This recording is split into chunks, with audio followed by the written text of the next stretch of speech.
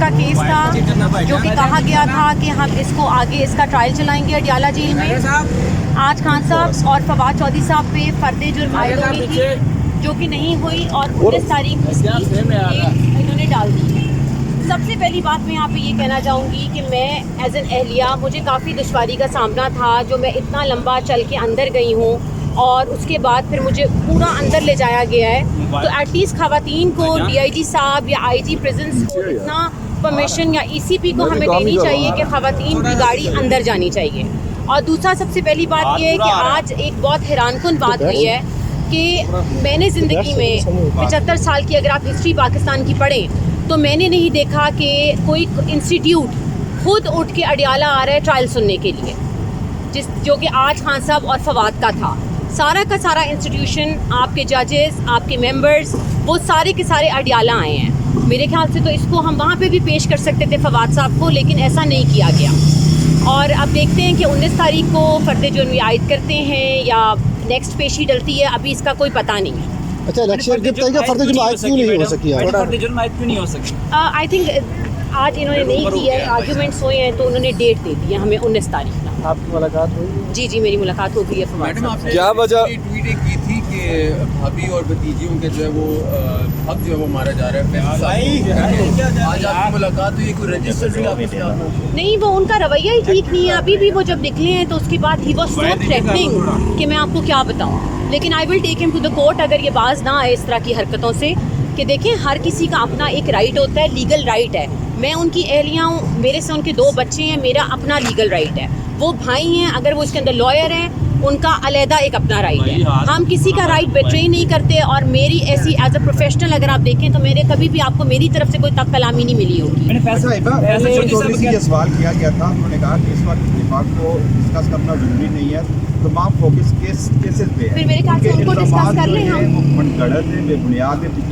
नहीं, कोई बेबुनियाद नहीं है। अभी भी उनका जो एटीट्यूड था वो अनएक्सेप्टेबल था। फवाद साहब भी वहाँ पे खड़े हुए थे और सब ने वहाँ पे इनका तमाशा देखा है। लेकिन एनीवेज हम इसके ऊपर बात नहीं करते। It doesn't matter, I will have my own council. Fawad साहब की पॉलिटिकल स्टैंडिंग अब क्या है? क्योंकि हमने देखा कि वो PTI से पीछे हटे, सियासत से अलहदगी का ऐलान किया, लेकिन आज फिर वो मुश्किलात में है। तो क्या अपनी पॉलिटिकल स्टैंडिंग इमरान खान के साथ खड़े हैं वो? देखिए, इसके ऊपर तो वही आपको बेहतर बता सकेंगे कि उनकी आगे क्या स्ट्रैटेजी है। लेकिन आज मैं ऑफिशियल अनाउंसमेंट कर रही हूँ कि फवाद साहब इलेक्शन लड़ेंगे जेलम से और मैं उनकी कैंपेन का आगाज़ करने लगी हूँ कल से।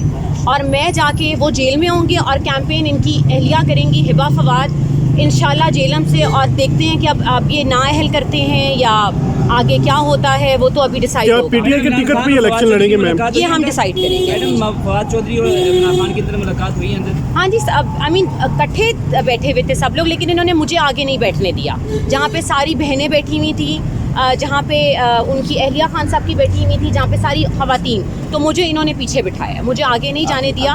लेकिन फिर मैंने भी बात कर ली, लेकिन ठीक थे अंदर। अल्हम्दुलिल्लाह, अल्लाह पे यकीन रखें और इंशाल्लाह कुछ ना कुछ बेहतर होगा। लेकिन IPP के टिकट से इलेक्शन लड़ेंगे? मैंने आपको ये बात कही है कि अभी सिर्फ हमने कैंपेन का आगाज़ किया है मैंने, जो कि हम जेलम की आवाम को मैसेज देना चाहते हैं कि हम बिल्कुल मुकाबले में हैं जब तक हमारी नाअहली का फैसला नहीं आता। और फवाद साहब के टिकट के ऊपर कोई और फैमिली का मेंबर नहीं लड़ेगा, लेकिन कैंपेन उनकी मैं रन करूँगी। अगर किसी वजह से ना लड़ पाए वो, तो फिर आप लड़ेंगी? वो फिर रद्द अमल जी हम डिसाइड करेंगे कि क्या होता है। जी, जो फवाद साहब कहेंगे उसके ऊपर फिर हम चलेंगे।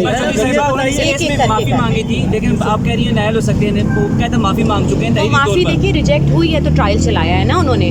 जब आपकी माफी एक्सेप्ट नहीं हुई तो केस खत्म हो जाएगा। But decided. ये बताइएगा कि आपको किन लोगों ने आगे नहीं जाने दिया? आगे नहीं जाने दिया, आई मीन सिक्योरिटी थी ना, जेल के ही लोग होंगे ना, सिक्योरिटी थी। मे भी अभी शायद पहला ट्रायल था। देखिए, मैं किसी पे इल्ज़ाम नहीं लगाऊंगी। They were very kind with me. उन्होंने ऐसी कोई हरकत नहीं की है कि मैं कहूँ कि जी बहुत इंतज़ामिया बहुत बुरा है, ऐसा कुछ भी नहीं है। लेकिन नेक्स्ट टाइम कर देंगे साथ, हमने खड़े होकर जी मैं उनके साथ। आपको लगता है कि मुझे तो लीगली हम हर चीज़ डिस्कस करते हैं।